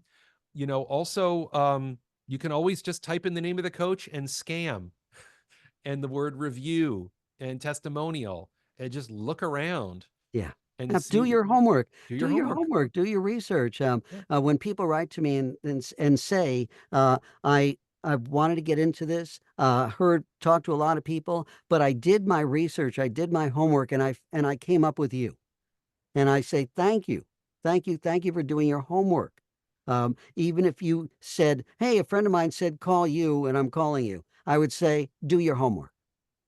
Don't just call somebody who says, hey, call this person. Do your homework, do your research, find out everything about the person, and keep your fingers that everything you read is true, and then see how it goes. The good thing is you don't have a lot to lose. Right. You can Right. you can tell whether somebody's full of shit in a very short amount of time. Right. Um, I you want to finish answering Jim's. I don't think I've answered Jim Alvino's question completely about how to avoid the inevitable scams. yes. On pay to play sites, I have some rules. Oh, Voice one good. two three. I mean, I'm on a bunch of sites, but Voice 123 is the most, public the most example that most people are the most comfortable with. First off, this may sound ridiculous, but I look at the casting notice. Was it well written? Are there a lot of spelling errors? Now, some people are dyslexic, some people are lousy typers, so that may be fair to Yeah, everybody. but But that's a really good red flag. because because you know what, you can be dyslexic or be a terrible typer. Everybody's got autocorrect. You can take a moment and see the That's little right. red squiggly line and fix it. And if they're not Even even doing that, that tells even me bring a something's not done. proofreader in and say, "Would you just check this?" Yeah, so that's one thing. I also look at the number of projects that they have posted, and I also obviously I look at the rate. I also look at the percentage of auditions that they have opened. That's more of a screening thing, as in, do I want to audition for this or not, based on the amount of auditions that have come through. But like, I don't audition for anything that has zero budget. Um, Anything that sounds too good to be true probably Is is. yeah. Also, what I'm seeing more and more is now that Voice 123 has added the paid media with some usage terms. Sometimes it says the paid media option says no, but then in the text it says it's going to be 14 cut downs and you'll get paid $3 and a Bazooka Joe bubblegum. It's like, okay. So, if they're not putting it together, I mean, obviously you look at the usage terms, that's a big one. GVAA rate guide, that's a big one. And honestly, Jim, just through repetition, your gut's going to tell you if a casting notice looks skeevy or Right. not. And also the great thing is that you can email me or Tom anytime and say, Yeah. "Hey, I was checking this place out and it does I'm not getting a good taste in my mouth." Yeah. And we can check it out. No wonder, you know, Yeah. they're idiots. That said, great question. Great question. Getting back to Deborah's question about, she says she lets people know that the demos were recorded in her home studio.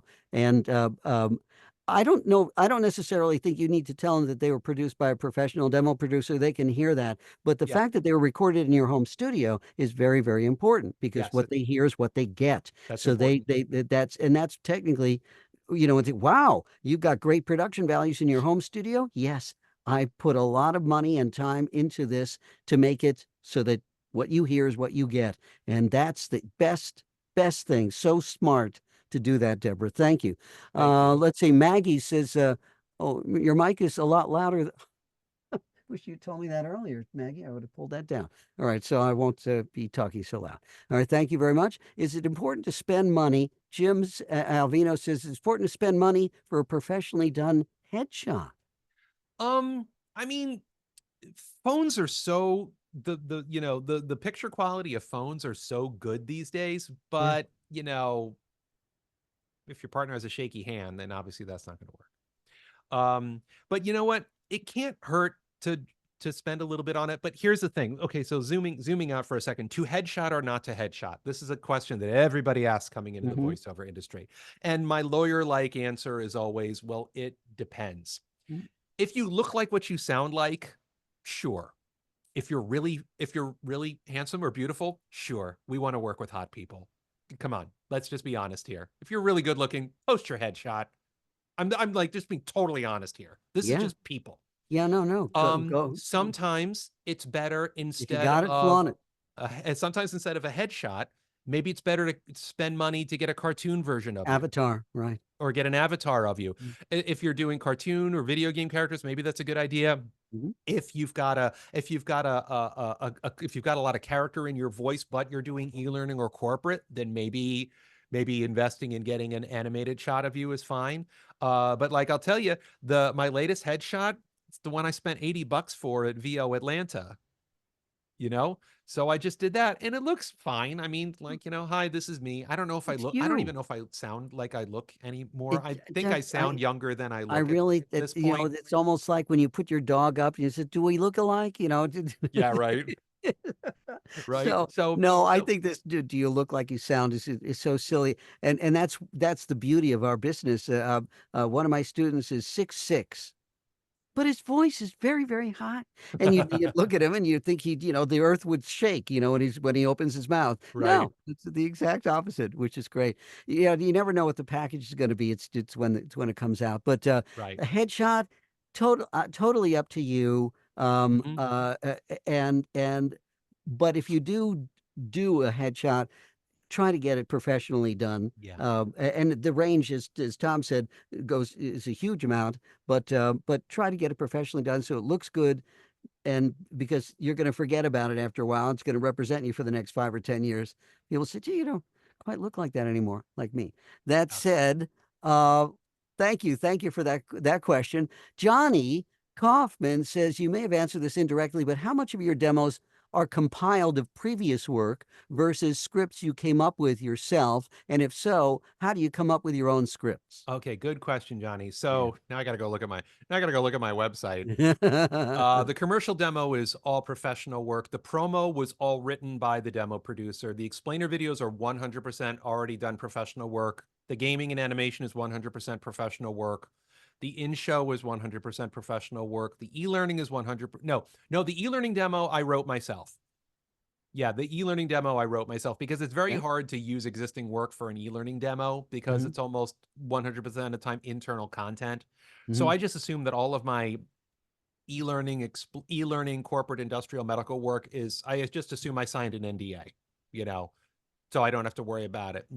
So yeah, so the e-learning I wrote all of that myself. The IVR I wrote all of that myself. The corporate is all existing work. The audiobooks is all existing work. The audio description I built that. The audio description I wrote myself, and the digital voice I wrote myself. So, but also, in all fairness, I have done thousands and thousands and thousands of voiceovers over the years, and it's very rare that there there's just like an explainer video commercials like corporate, they all sound the same. They're all the same. You can see there's the same patterns because it's humans saying it and humans listening to it. So there's really Right, not going to be much that's of a right. difference in these. So just through rote and just auditioning tens of thousands of times and booking thousands of projects, I know what an explainer video sounds like. So it was just easy for me to write those. And nowadays, and that's before AI. That's before you could go online and just say, "Write me Yeah. a 30-second corporate script about da da da," Yeah. and then a second later it comes up and pops up. You wrote it yourself, but I guarantee you, AI is going to be able to come up with, and you can just embellish the copy a little Hmm. bit and be able to create content for any demo you want to do. Yep. now. Great And question. Yeah. nobody's going to say, gee, did this come internally from the company itself or was it written by the, they don't give a shit. They just care that you sound like you know what you're talking about and you sound competitive amongst given all the other stuff that they've done, which is great. Good Cool. question. Good question, Johnny. Jim says, how do you know what your niche is? Well, Oh, like I well, said, oh, yeah. oh, I think that was a How do you know comment, what not a you're? Yeah, we question. did. Yeah, that's a comment there. Okay. Links attached. Sorry about that, coaches. Terry, Uh, link. Holly says, create sing one Just real phrase. quick with Terry, links or attachments in marketing emails. Links 100% of the time, attachments 0% of the time. Don't get stuck in their spam filter. Oh, good idea. Very good idea. Terry Briscoe asks, can you take a job that pays union rates and turn it union if you're not already a member? That's a fantastic question. Yeah. I'm not 100% sure about that. Yeah. Well, here's the thing. The first job, as you know, is Taft-Hartley. Taft Hartley. In other words, you do not have to join. You're not legally bound to join a union, even if you get a union job. But the Right. second time, you are. You have to make a decision. You're going to join or not join, or don't take the union second union job. If you're not already a member, The problem with that is that you're not in the SAG-AFTRA database, so that's there's right. nowhere to send it to. Yes, that's So right. yeah, so I don't, now that You I'm thinking can't about it, do so. So I don't think yeah, you can no, do that. I don't think so. That's a great It's clever. question, but It's a clever idea, but I don't it's think. it's But a there's no. I don't. hypothetical that we There's no mechanism for it no. because they'll be like, "Who's this guy That's right. Terry? He just sent us $362 That's right. and Who's five this cents. What Briscoe the guy? hell is He's not this?" in the database You know. exactly, so we can't convert it. So I Right. think you'd have to be a union member to Right. do that. I think that would make sense. Right. Good question. Maggie from New Jersey says you don't have to get the producer's signature on a SAG-AFTRA contract if the paymaster garnishes the payment for you. There is no contract. No, So no, that's no. that's the thing. You don't even have to. The client doesn't even need to know what you're doing with it. That's right. So That's right. Well, it's just a check. yeah. They paid me for this. They gave me X amount of money for this job. Let's just do all the paperwork that allows me to divvy it up. And even if I make $50 less, let it go to payroll, whatever. At least I'm doing it union. It's going to my pension, and everybody's getting paid. Yeah. There you go. Yeah, cool. Pillars and Ducks rock. Thank you, Chris Chris. Pantier Oh, I know says, Chris. excellent. Pillars and Ducks, babe. Samuel Oho says, for non-union and non-jurisdictional work, it might also help as a VO actor to know your client. You just might be able to charge as much for so little work. Um, maybe, maybe. Uh, Offhand, it's companies are weird. Some companies say, "Hey, we want to be on the up and up and do this the right way." Other Hmm. companies say, "We want to do it down and dirty. We don't want any paperwork whatsoever. We just Hmm. want to give you one check and signed and sealed and over the curb Yep. and done." Yep. And everybody's different. So, yeah, you got to know your client and you know your worth. That's another thing Tom talks about. Tom has a That's whole video about knowing your rates, knowing your worth. hmm Um, uh, and that's not easy when you're first starting out. We always tend to say, "Oh, I'm not worth that much. I don't know anything," and then don't there you go thinking again, as my Yep. wife would say. So if you want to again pick Tom's brain further on, he can definitely help you with that. And again, he's got this amazing library of content that covers so many different areas of voice work. It's he's like the miniature library of Alexandria, but he's in New York.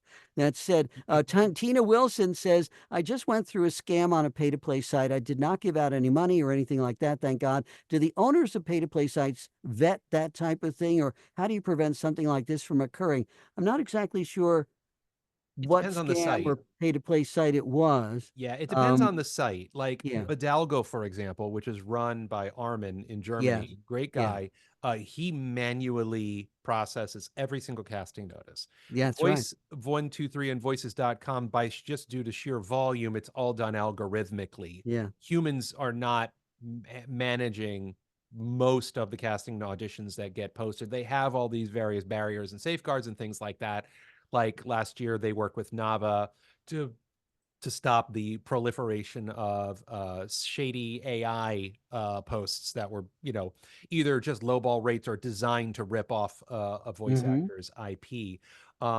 How do you prevent something like this from occurring? Join the National Association of Voice Actors. Mm-hmm. Have a copy of the AI writer. Send it to every client that you work with, and anybody approaches you about cloning your voice, or if there's some form of text to speech service they want to book you for, you make sure you send them to not the novice 13 questions. That's a number of ways that you can do to protect yourself. Excellent, excellent. Richard, a follow-up, what should be in my website besides a commercial demo, and how much should I pay to have one created? Okay, great Meaning the question. demo or the website? I think he was referring to the website, Okay. probably. Well, also, all the questions all the great questions that have been asked, I answer in much more detail in the VO How-To library that Marc is Yes. referring to, which is a library of streaming videos, which are $20 a piece, or for $20 a month for 6 months, you can stream as many of the videos as you want, as Which many is a times as you want. phenomenal deal. I don't know why you wouldn't, that if A you want lot of to. people do the video subscription, and Yes. then they take so many notes, and then they email me. They're like, I have 42 questions based Yes. on all the videos that I want. Can we book a strategy session? I'm like, yeah, sure. And then we have a And isn't strategy that session. perfect? Because again, it's apples to apples, which is phenomenal. Uh, Yeah, but um, I don't think you need to spend a fortune on a website. not yet anyway. I always recommend Wix. Hmm. Both TomDeere.com and VOStrategist.com are both Wix sites. Now, I pay a lot of money because if you look, you can see they're extremely broad and deep. And this Zoom that we're in right now was generated from Wix events. Like Wix events made this thing, so I've got a whole lot of bells and whistles. And I mean, it's also my CRM. I do all of my invoicing through it. I do all of my blogging through it. I get paid anytime a student works with book, student pays for a video or books anything, it's all done through Wix. So I'm spending a lot, but you can use the free version and just spend whatever, $25 a year for the domain, www.yourname.com. So you don't have to spend much. My point was that there's one of the 28 how-to videos is all about everything you need to know about your website. But the most important things: downloadable demo, contact information, how to contact you, because they will contact you the way they want to contact you. Also, a lot of voice seekers want to vet you, which means they want to see those social media buttons so they can take a peek and see what's going on your social media. This is the only time that most voice seekers pay any attention to any of us, that anybody does anything on social media. They don't give a crap what we do on social media. So all the stuff you're posting about your voiceover, whatever, they never see it because they don't care. Why don't they care? Because they're too busy desperately posting their content in an attempt to get people to give them money to make explainer videos or That's right. audiobooks or whatever. That's right. But when they go to your website, they want to vet you. They want to vet you because they want to see if you're a client basher. They want to, through your social media, they want to see if you're an NDA violator on your social media, and they want to see if you're some kind of political or religious whack job that could damage their reputation and That's right. finances. That's That's right. what they pay attention to. So social media buttons. Now, if you say, oh, I'm not on social media, that's a problem, because if you're not on social media in 2024, you're either a Luddite, which means that you're afraid of technology and they won't work with you, or you're hiding something. So you need to have something going on social media on some level. We don't have enough time to get into that. There's also another video about social media, which talks about creating content and all of that sort of stuff. But the most important thing is contact information, downloadable demo. That's the most Absolutely. important stuff. The rest is SEO stuff, which we don't have time for, and aesthetics, which we don't have time for. But that's the most important thing: contact information, downloadable demo. Fantastic. Samuel says, I'm a natural baritone. I'm given to documentaries and short form narrations. I do commercials too, but I struggle a lot with getting the energy levels up. I struggle for most commercials, and hence I'm losing quite some bucks and clients. My challenge most of the time is I can't rev up the required energy without almost losing my voice. What Okay. can I do? Okay. Wow. All I right. can't So imagine what those commercials it's are. it's a great question. So first, are you getting enough sleep? No, I'm serious. Yeah. Sleep is the most important thing for a Yes. voice One of the actor is to most. get a good night's sleep. If you don't get a good night's sleep, you are boned. So please make sure. So you may want to seriously look at your sleeping habits. Are you looking at your phone just before you go to sleep? What kind of pillow are you using? Is it too hot? Is it too cold? Do you go to the bathroom 14 times? Are you hungry? Or, like all the things. Think about what you're watching, what you're reading, what you're eating, and what you're drinking before you go to sleep. In the morning, um, what are you having for breakfast? Are you proteining yourself up or are you having a Dunkin' Donut? I love Dunkin' Donuts. Strawberry with the sprinkles, my favorite, but you can't have that every day. So, this sounds really stupid preschool, but are you getting a good night's sleep? Are you having a balanced breakfast? Are you physically and vocally prepared? Now, here's the other thing I'll say about this is that everybody, your job this is a homework assignment for every single one of you. Start to notice when you are vocally at your best, at what time of day, at what day of week, and write it down. Do it for a month and look for patterns and when you are vocally and physically your best. When do you have your energy highs? When do you have your energy lows? When do you think when do you desperately need a nap at the same time every single day? Well, what's going on with that? What are you eating 45 minutes to 2 hours before that crash? Okay? So look out to see when you are physically and vocally at your best. And the other thing I want you to track is when are you creatively at your best? This will also vary by the time of day, by the day of the week, because there's a difference between being vocally ready to do a commercial and between being creatively ready to start making tweets or shooting TikTok videos. Those are different things that have different needs. So think about when you're creatively at your best. And there are however, there are dozens and dozens and dozens of people in here right now. All of you are going to do this assignment and everybody's answers and results are going to be different because everybody's different. You got to figure out what creatively, vocally, physically works best for you and figure out a way to work within that and also get a good night's sleep, have a well-balanced meal, and hydrate. Yes, absolutely. Make sure that you drink water, a tea, but water, water, water. Water, water, water. Definitely, absolutely. Robin Newton asked about how AI is impacting VO, and Tom mentioned that, went into detail with that earlier in this webinar. So when you get the recording, Robin, you'll hear everything that Tom's got to say. And as well. So thank you for that question.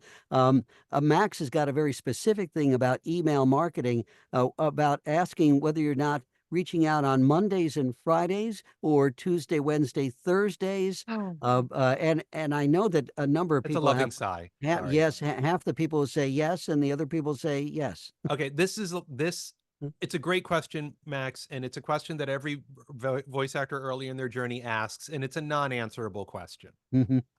It's a non-answerable question in its broadest terms. Who answers the phone when somebody calls and you don't know who it is in 2024? Nobody. Okay? All right.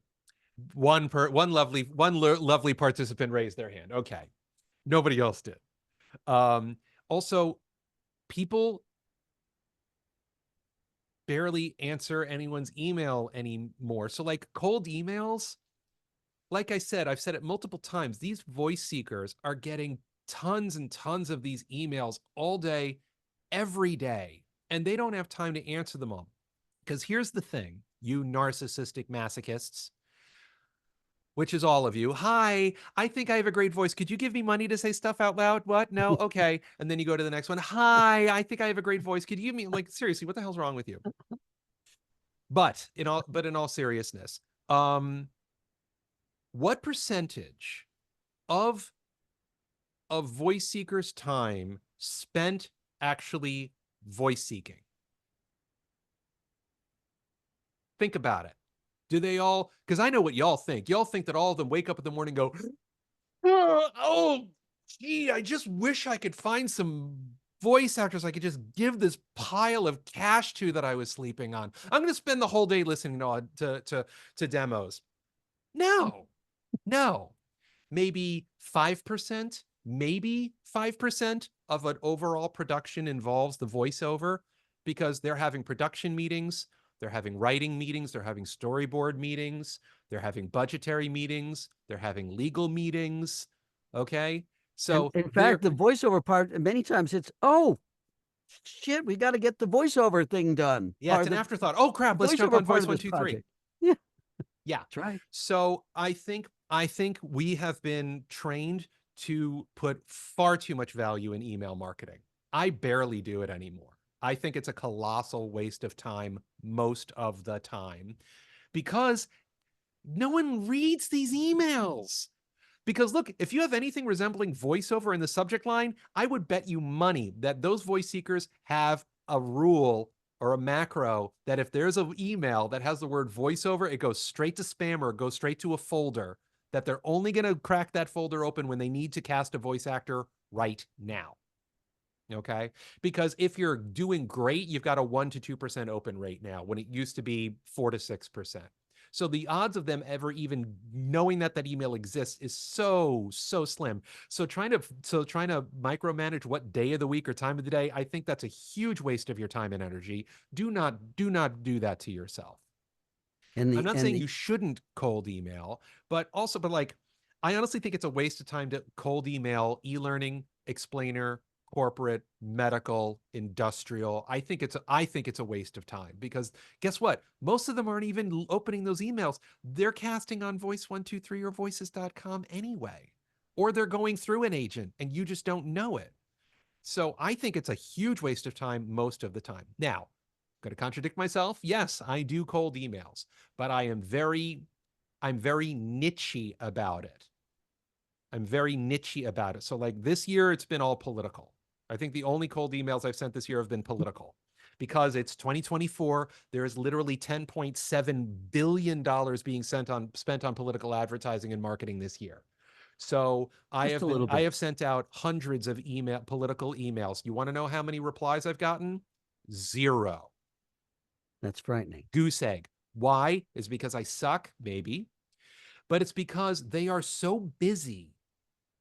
They are so busy doing everything else that if they have something for me, they'll just send me the script and say, can you get this done by 4 o'clock? You know what I mean? Yep. So, and political's a super nichey thing. It's also a lot easier to find those clients because, there's a very finite amount of them. But Right. like, Max, don't kill yourself trying to figure out the day of the week. You've got so many more important things to do. Also, think about it this way, Max. You go onto LinkedIn, you go onto Google, you do all this research, you build all these spreadsheets, you send out all these cold emails to try to get them into the sales funnel in hopes that at some point there'll be an audition for you in the next 5 minutes to 10 years. Or you can go to a pay to play site and they're already 3/4 of the way down the sales funnel with an audition for you right now. What's a better use of your time? And people are like, no, I don't want to do that. Why? Because you've been stigmatized about pay to play sites. So get it out of your head. I Good. think I've, Thank I you. think I've, Thank I think I stacked 3 soapboxes on top of each other. There So I'll you jump did, off of but that that's okay. and hope I That's don't roll okay. an That's ankle. what. No, no, no, no. We're all with you. We're right with you. Okay. Michelle Carter says, I'm from the Caribbean, or is it Caribbean? And I'm interested in venturing into this area. How does a non-US citizen get into the market? Um, that's the question. We already talked about AI. How does a non-US citizen get into the American market, or the Yeah, I think it's the same exact way as anybody else. You have to find a good voiceover coach. I'm sorry, but I cannot speak intelligently about a Caribbean voiceover coaches. There may be some out there, but there's obviously a lot of great American voice coaches. Like I said, I have a coach recommendation blog. So if you go to yes? vostrategist.com and subscribe to the blog, there are some gate kept blogs, which you have to be a member for because I'm a sneaky bastard. Hmm. So if you click on that, then you can see a lot of the coaches that I recommend. Marc has coaches too.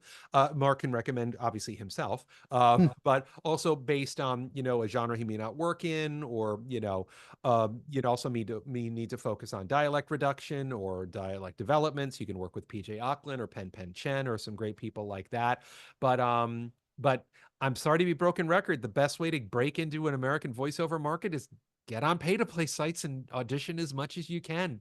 That's just, I know that may sound like a bad answer. It makes me a bad coach, but like that's the entry point. It's You're the not entry point for most people. You've already And here's the thing, Tom, you've already tested this. You've already beta tested this. You've already yeah, know what works, what doesn't work, et cetera, et yeah, cetera. You're basically telling people, "Oh, you see that pothole ahead of you? Don't go into that pothole. right. Avoid it. Go around the pothole. It's right there. I'm just letting you know it's in front of you, okay? If you go Right. into that pothole, it's because you weren't listening to me." Maggie from New Jersey says on Murph, "What data length, data quality, and data type did you submit?" I don't understand that question. I don't either. I will do my best with that, Maggie. Is that I emailed them. I said, "Hey, I'm interested. Can we have a conversation?" We had the conversation. I sent all the questions. They answered all the questions. They sent me the agreement. I sent it to Rob Sigel and Paglia. We made some adjustments, approved it, and then they asked me for some audio to record some audio samples. I sent those, and then they sent me 10,000 words of scripts, and then I submitted those, and then a couple months later I had my cloned voice. That's So, fantastic. That's great. Does it look like you oh from what no, it looked no, they picked a they sent they posted a headshot of a very handsome man, probably European, with a full head of hair to sound like me. It was great. That's great. Robin Newton says most of my work requires that I sign an NDA. Mhm. How does one showcase talent when we're restricted by NDA contracts and not being able to share our work on LinkedIn or our website? That's a great question. It's a very good question, Robin. You write your own copy, or you hire a demo coach to put together a demo that can closely resemble the type of work that you book the most often. That's that's an excellent answer. Mhm. And somebody, Mag, you also wanted to know who your webmaster was, but it I was have you. You said it was you, right? The uh Wix thing. Yeah, yes, Wix. I literally have an NDA with my webmaster, so I cannot tell you. Got it. Got it. Got it. Because the reason why is because when before they used to publicize it, and then they just got overwhelmed with they got too many requests. So now they only work with veteran voice actors. Okay. So, but voice actor websites, which is Yes. Joe's site, Joe Davis, and Ellen, they're great. So voice actor websites is a great place to check out. I was going to recommend them as well. Yep. They really have done top-notch work over a long time, so they're a reputable company. Just like Tom was saying, like with Bidalgo, the pay-to-play site. People say, "I've never heard of it." It's Hmm. been around for over 20 years. The Armin Heistetter, it's in Germany, Hmm. and he's got a great reputation. And they specialize in narration. Hmm.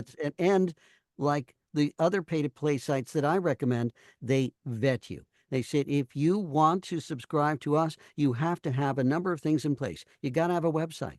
You got to have stuff on your website that we can hear. We're not going to recommend you to anybody who we work with unless we know that you are capable of doing what you're doing. And if you can't show that just those basics there, we don't want your money. And that's I love that where they we don't want you if we want to vet you. If you can't come up to these standards, it ain't going to happen. So uh, voices.com, truthfully, and voice 123 would take your money if you had no tongue. Yes. But that's just their business model. They're a subscriber. They're a That's their subscriber business model. platform. That's just how it Absolutely, works. absolutely. Yeah. Chris Smith says, since demos can be embedded on LinkedIn, can they be used to showcase demos instead of a standard website? I um I wouldn't recommend it, because a website, it demonstrates you've actually spent the time and money, and you have the professionalism to have a Uh huh. website at all. Uh So huh. I think a website that's why it's one of the four pillars, because if you don't have a website, then they probably won't take you seriously. That's a good idea. I mean, a good. Thank you for mentioning that. I'm going to a little adjunct here. Once you create your website, if it's Tom Jones, your name is Tom Jones, and your website is Tom Jones VO or tomjones.com. Do you recommend that they have an email address that is similar, Tom at tomjonesvo.com? Yes. I mean, most of your typical voice seeker doesn't care. I mean, if it's a Gmail account or an AOL account, but it's one of those little subconscious psychological things that just lends to your credibility, even though it doesn't You don't want necessarily Tom mean at you're not credible. excellentshepherd.com. Right. Right. And yeah, again, if you create a website, have a matching email address that makes it easier on everybody. Hmm. Um, and so that's it. Oh, Um, we're almost out of time. we are almost out Man, of that goes time, fast. and we're just doing great. Should you bother keeping your profiles updated on sites you no longer use, such as Mandy? Yes. Yes. I make it a point once a year. I go through, oh God, I'm on dozens and dozens of casting sites, but once a year I make it a point to go through, update my demos, update my equipment, because that also it lends to it helps the SEO within that site if you're updating your profile. And you're also writing the code to your overall SEO is writing the coattails of every site that you're on. So yes, you should keep all of that stuff updated, even if it's just once a year. Good question. And Terry Briscoe says, how many auditions per project would be considered too many for you to even bother jumping in on for the P2P? In More other than words, you one. go online and you see 100 people have already, Oh, okay. jumped in. That's a great question. So, for example, if I'm on Voice 123 and I'm at Hmm. 7:30 in the morning, I'm sitting at my desk and I'm getting ready and I'm screening my auditions. I look at the number of auditions that they want and the number of auditions that have been submitted. Typically 50 is the number on Voice 123. So if I see that 40 out of 50, 80%, so they're at 80%. 50, they want 50, they've gotten 40. I will then go look at the client. It says the client number, and under that it'll say what percentage of auditions do they typically open. So if it says 40 out of 50, but they open 27% of their auditions, I'm probably not going to waste my time auditioning for that one. Okay. Because because if you Makes sense audition and they don't statistically. listen to it, that damages your like to audition ratio, which is a major contributing factor to your ranking on Voice 123. So that's how I screen mine. That's very smart, and statistically it just makes sense. Yeah. Oh, one more We have question. one more question here, which is a wild because it's so basic. It says, "I'm very new. What do I need to do to set up a home studio? I have no usable basement, and I live in an old farmhouse." Wow. Well, That's tough. That's really, really tough. big question. Finding a quiet space is going to be a challenge, but it's sometimes doable depending upon what it is. There are Tom's got a whole bunch of videos on setting up your home studio that you can definitely check out, and um, uh, you just want to have it as quiet. Spend more, invest more in your space than your equipment.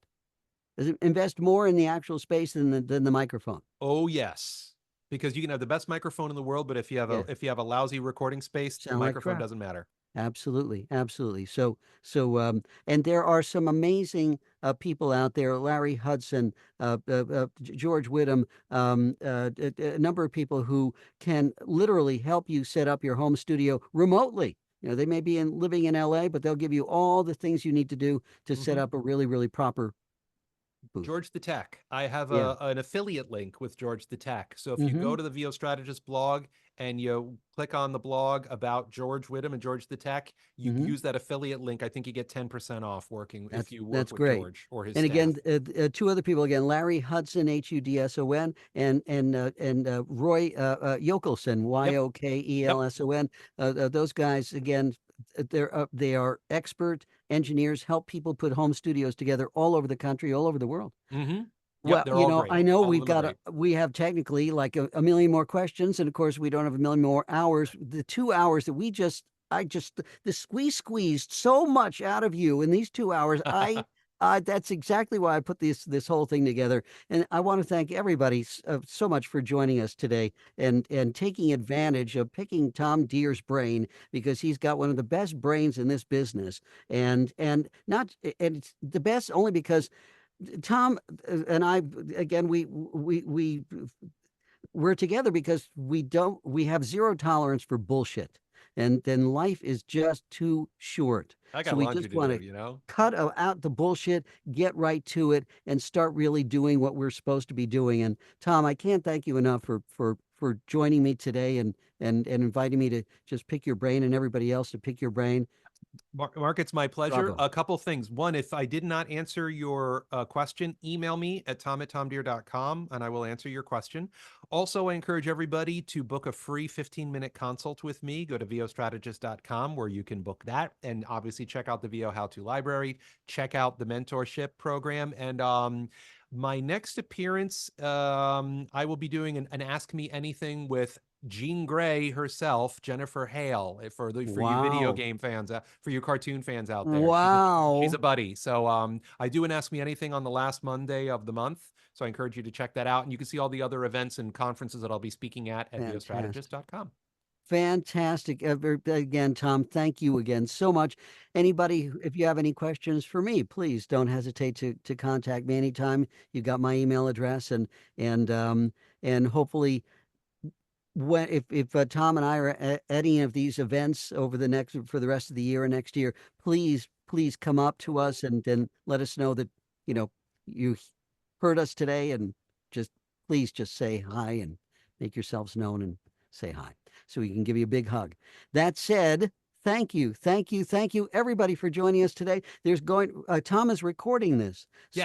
so he'll be sending you the link Hmm. for download. If you have any questions, please follow up anytime. I'm going to be on a couple of webinars more this month, but you'll see it's all posted online. Mr. Dheere, bless you. Thank you again for everything, for all your info today. And I'll be seeing you soon, hopefully. I hope I'll see you soon too. Thank you so much, Mark, for having me. This has been a lot of fun. Everybody had Pleasure. amazing questions. Thank you so Pleasure. much. Thank It you was so great much, playing in the everybody, for sandbox with all joining us. y'all. Talk to you soon. Okay. Bye, Take everybody. care. Bye, guys.